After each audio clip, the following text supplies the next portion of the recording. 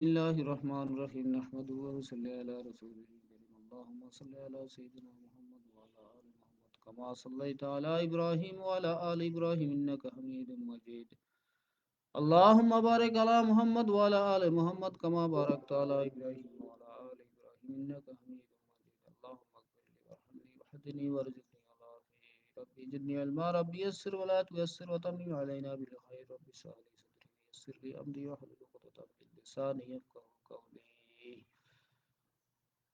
সম্মানিত শ্রোতা, দর্শক, প্রিয় শিক্ষার্থীবৃন্দু, আসসালামু আলাইকুম ওয়া রাহমাতুল্লাহি ওয়া বারাকাতুহু। আমি মোহাম্মদ দেলোয়ার হোসেন, প্রিন্সিপাল, বুলদিঘি কামিল মাদ্রাসা, শাহরাস্তি, চাঁদপুর। আজকে আমি আলোচনা করব সহিহ বুখারী প্রথম খণ্ডের কামিল দ্বিতীয় বর্ষের কিতাবুল বুয়ু থেকে একটি উল্লেখযোগ্য হাদিস। এই হাদিসটিতে রাসূলুল্লাহ সাল্লাল্লাহু আলাইহি সাল্লাম বলেছেন যে ইসলামে হালাল স্পষ্ট এবং হারাম স্পষ্ট, কিন্তু হালাল এবং হারামের মধ্যে কিছু অস্পষ্ট জিনিস আছে, যেই অস্পষ্টতার ব্যাপারে সতর্কতা অবলম্বন করা জরুরি। ইসলামে এটাকে হালালও বলে নাই, ইসলামে এটাকে হারামও বলে নাই, এরকম অস্পষ্ট অনেক কিছু আছে। এখন আল্লাহ রাসূল বলছেন ওই অস্পষ্ট বস্তু থেকে ওই এই ব্যাপারে ইসলাম হালালও বলে নাই, হারামও বলে নাই, এরকম অস্পষ্ট বস্তু থেকে দূরে থাকাই শ্রেয়, দূরে থাকাই উত্তম। আহ, আর যদি ওই স্পষ্টতার কাছাকাছি থাকা হয়, তাহলে সে গুনাহের মধ্যে লিপ্ত হবে। তো এখন আমরা আসি হাদিসের মূল আলোচনায়। রাসূলুল্লাহ সাল্লাল্লাহু আলাইহি সাল্লাম কি বলেছেন? রাসূলুল্লাহ সাল্লাল্লাহু আলাইহি সাল্লাম বলেছেন, কিতাবুল বুয়ু বাবুল হালালু বায়্যিনু ওয়াল হারামু বায়্যিনু মা বাইনাহুমা মুস্তাবিহাতুন।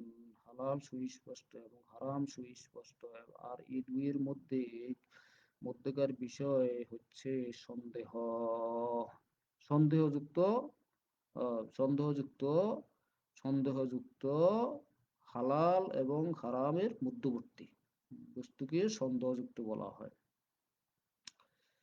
মূল কিতাবের 275 নম্বর পৃষ্ঠায়। عن شعبي عن النعمان بن بشير قال قال النبي صلى الله عليه وسلم الحلال بين والحرام بين وبينهما مشتبهات। রাসূলুল্লাহ সাল্লাল্লাহু আলাইহি সাল্লাম থেকে হাদিসটি বর্ণিত। ইমাম বুখারী রাহমাতুল্লাহ আলাইহি বলেন, আমার নিকট হাদিস বর্ণনা করেছেন সাহাবী, তিনি বলেন আমার নিকট হাদিস বর্ণনা করেছেন নোমান, তিনি বলেন বর্ণনা করেন আমার নিকট হাদিস বর্ণনা করেছেন নোমান ইবনে বাশির। তিনি বলেন রাসূলুল্লাহ সাল্লাল্লাহু আলাইহি ওয়াসাল্লাম বলেছেন, হালাল হালালের বর্ণনা স্পষ্ট এবং হারামের বর্ণনা স্পষ্ট। ওয়াবাইনাহুমা মুস্তাবিহাতুন, আর এই দুইটি স্পষ্টতার মধ্যে মধ্যবর্তীকে বলা হবে সন্দেহযুক্ত। মুস্তাবিহাতুন, সন্দেহযুক্ত। ফামান তারাকা মা সুববিহা আলাইহি মিনাল ইসমে, কেউ যদি এই সন্দেহযুক্ত ব্যক্তি সন্দেহযুক্ত বস্তু থেকে বেঁচে থাকে, কানা লেমাস্তাবানা লাহু আতরাকা, এবং ওটাকে তরক করে, এই সন্দেহযুক্ত বস্তু থেকে দূরে থাকে, তাহলে সে গুনাহ থেকে দূরে থাকলো, তার গুনাহ হওয়ার কোনো আর সম্ভাবনা থাকে না। উম, যার কারণে সুতরাং গুনাহ হওয়ার আশঙ্কা আছে, গুনাহ হওয়ার আশঙ্কা আছে এমন কোনো বিষয় যদি কেউ বর্জন করে, গুনাহ হওয়ার আশঙ্কা আছে এমন কিছু কেউ যদি বর্জন করে, তাহলে সেই স্বভাবতই প্রকাশ্য গুনাহের বিষয়েও ছেড়ে দেওয়া থেকে পিছে থাকলো। এখন ইসলাম এটাকে হালালও বলে নাই, হারামও বলে নাই। আমি এটা থেকে বেঁচে থাকা মানে হইলো আমি দূরে থাকা মানে হইলো আমি গুনাহ থেকে বেঁচে থাকা। ফামান তারাকা মা শুববিহা আলাইহি মিনাল ইসমি কানা লিমাস্তাবানা লাহু উত্রকা।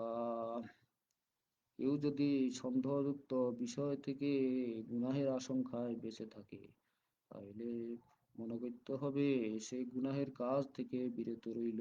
ওই সন্দেহযুক্ত বিষয়টি সে আর থেকে দূরে থাকলো। ওমান আজতারা আলা মা ইয়াশুকু ফিহি মিনাল ইসমি আও শাক্কা আন ইউকিআ মাস্তাবানা।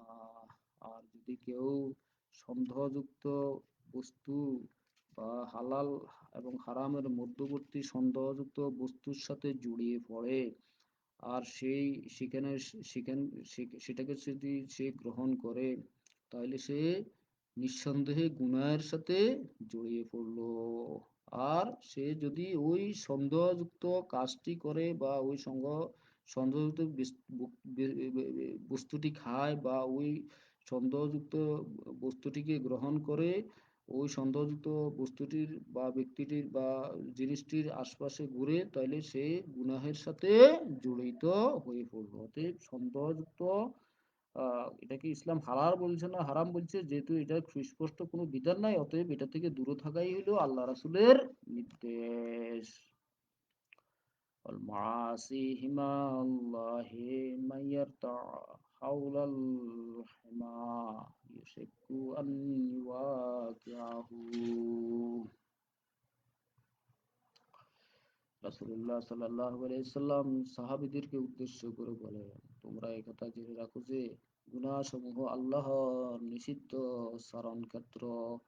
যে নিষিদ্ধ সারণ ক্ষেত্র আশপাশে বিচরণ করবে, সে নিশ্চিন্ত হয়ে সারণভূমিতে অনুপ্রবেশের সম্ভাবনাই বেশি রয়েছে। তদ্রূপ কোনো ব্যক্তি যদি সন্দেহযুক্ত বিষয়ের কাছাকাছি অবস্থান করে, তাহলে একসময় তারও ওই সন্দেহযুক্ত অনুরূপে হারামে নিবদ্ধিত হওয়ার সম্ভাবনা থাকে। والمعاصي حمى الله من يرتعى حول الحمى يشك أن يواقعه। আহ, কেউ যদি ওই সন্দেহযুক্ত বিষয়ের কাছাকাছি থাকে, কাছাকাছি ঘোরাফেরা করে এবং সেখানে সে অবস্থান করে, সেখানে সে যায়, সেখানে সে ঘোরাফেরা করে, একসময় সে হারামের দিকে ধাবিত হবে এবং সে হয়তো ওই বস্তুটি হারাম বস্তুটিতে সে খাইতেও পারে। যেমন আহ, মদ হারাম। এখন মদের দোকানের পাশ দিয়ে যাতায়াত করা হারাম নয়। সিনেমা হারাম, নাটক দেখা হারাম, সিনেমা নাটক নাচ গান অশ্লীলতা হারাম, কিন্তু এগুলির আশপাশ দিয়ে যাওয়া হারাম নয়। এখন যেখানে গান বাদ্য হয় সেখানে থাকা হারাম, কিন্তু গান বাদ্যের আশপাশ দিয়ে যাওয়া হারাম নয়। এখন কেউ যদি আহ, ওই গান বাদ্যের বা ওই মদের দোকানের বা ওই আপনার অশ্লীল কাজের পাশ দিয়ে সব সময় যাতায়াত করে, সব সময় আসা যাওয়া করে, সব সময় সিনেমা হলে যায়, সব সময় সে এগুলি কাছাকাছি থাকে, অশ্লীলতার কাছাকাছি থাকে, অশ্লীলতার পাশাপাশি থাকে, একসময় তার ওই হারাম কাজটা করার তার মধ্যে শয়তান আগ্রহ সৃষ্টি করবে, সে একসময় হারাম কাজে লিপ্ত হয়ে যাইতে পারে। যেমন একজন ধূমপায়ীর পাশে থাকলে একসময় ধূমপায়ী হওয়ার সম্ভাবনা থেকে যায়। একজন পান জর্দা খাওয়া লোকের পাশাপাশি থাকলে একসময় পান জর্দা খাওয়ার অভ্যাস হয়ে যেতে পারে। উম, একজন নেশাখোরের সাথে থাকার কারণে আপনার বিভিন্ন নেশাদ্রব্য খাওয়ার সম্ভাবনা থেকে যাইতে পারে। একজন মাদকাসক্তর পাশে থাকার কারণে মাদকাসক্ত হয়ে যাওয়ার সম্ভাবনা থেকে যায়।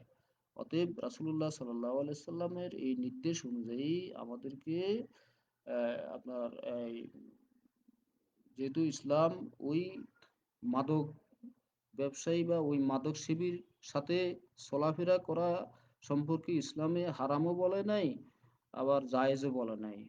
ইসলাম বলছে যে এখন কি করতে হবে, তার থেকে দূরে থাকাই হইলো উত্তম।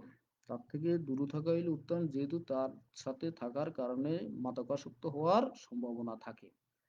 সৎসঙ্গে স্বর্গবাস, অসৎসঙ্গে সর্বনাশ। একজন নামাজির সাথে থাকলে নামাজি হওয়ার সম্ভাবনা থাকে, একজন আল্লাহওয়ালার সাথে থাকলে আল্লাহওয়ালার হওয়ার সম্ভাবনা থাকে, একজন দিনদার ফরজগার মুত্তাকির সাথে থাকলে দিনদার ফরজগার মুত্তাকি হওয়ার সম্ভাবনা থাকে, একজন বেনামাজির সাথে থাকলে বেনামাজি হওয়ার সম্ভাবনা থাকে, আল্লাহ বিরোধীর সাথে থাকলে আল্লাহ বিরোধী হওয়ার সম্ভাবনা থাকে। যেমন আজকে পৃথিবীতে অনেক দেশেই ভাস্কর্যের নামে আপনার মূর্তি আছে। এখন ওইটাকে উদাহরণ হিসেবে দেখাইয়া বাংলাদেশেও মূর্তি বানাইতেছে, বলতেছে এটা ভাস্কর্য, অথচ ভাস্কর্য এবং মূর্তি এক সমান। ওই যে অন্যান্য দেশের উদাহরণ দিয়া আপনার এটাকে আবার বলতেছে, এবং বাংলাদেশের অতীত ইতিহাস দিয়া বলতেছে। তো বাংলাদেশে ইসলাম কত সালে আসছে, বাংলাদেশে ইসলাম আসছে কত বছর হইলো? বাংলাদেশে ইসলাম আসছে 700 বছর, 800 বছর হইল। ইসলাম আসার পূর্বে বাংলাদেশে তো পৌত্তলিকের দেশ ছিল। এটা পৌত্তলিকের দেশ ছিল, তো পৌত্তলিকরা আপনার ভাস্কর্য বানাইতো, তারা মূর্তি বানাইতো।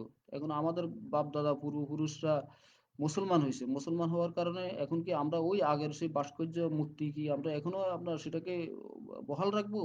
অথচ রাসূলুল্লাহ সাল্লাল্লাহু আলাইহি সাল্লাম আসছেন মূর্তি ভাঙার জন্য। রাসূল সাল্লাল্লাহু আলাইহি সাল্লাম এসেছেন মূর্তি ধ্বংস করার জন্য। মক্কা বিজয়ের পর রাসূল সাল্লাল্লাহু আলাইহি সাল্লাম নিজ হাতে কাবা ঘরে কাবার চতুর্পাশের সমস্ত ভাস্কর্যকে রাসূলুল্লাহ সাল্লাল্লাহু আলাইহি সাল্লাম ভেঙে চুরমার করে দিয়েছেন।